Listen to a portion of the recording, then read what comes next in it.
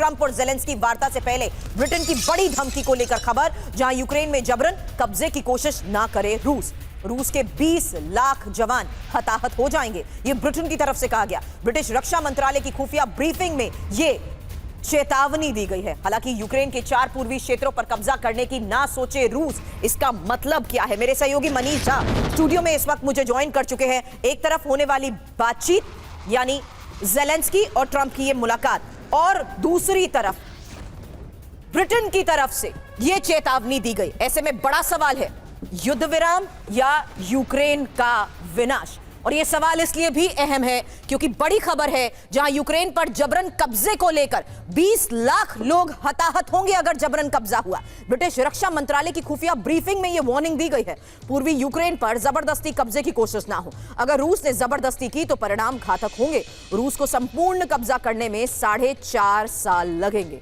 रूस के 20 लाख से ज्यादा जवान हताहत हो जाएंगे। 20 लाख जवान या तो मारे जाएंगे या घायल होंगे। अभी तक रूस के 10 लाख से ज्यादा जवान हताहत हुए हैं। बड़ी बात यही है कि यूक्रेन के 4 क्षेत्रों पर लगभग रूस का कब्जा है। डोनेस्क, लुहांस्क, ज़ेपोरिज़िया, खेरसन पर लगभग कब्जा, और चारों जगहों के 1-2 इलाकों में यूक्रेनी सेना की मौजूदगी है। हालांकि पुतिन चाहते हैं कि चारों जगह से यूक्रेनी सेना पूरी तरह से हट जाए। मनीष मेरे सहयोगी हमारे साथ है। मनीष, इस ग्राउंड रियलिटी के बीच ब्रिटेन की इस वार्निंग का मतलब क्या है?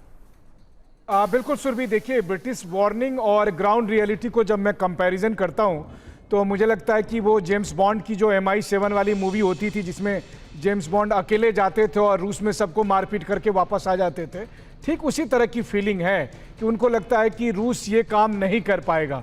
हकीकत कुछ और है। हकीकत यह है कि यूक्रेन की 20% से ज़्यादा ज़मीन आज की तारीख में रूस के कब्जे में है। हकीकत यह है कि इस वक्त इंडिपेंडेंट, यहाँ तक कि ब्रिटिश मीडिया की भी जो जानकारी है उसके मुताबिक अभी तक केवल रूस के लगभग 1.5 से 2 लाख लोग सैनिक मारे गए हैं। तो ऐसे में 20 लाख लोगों का या 10 लाख लोगों का फिगर ब्रिटिश एजेंसी कहाँ से लाती है ये उन्हें ही पता है।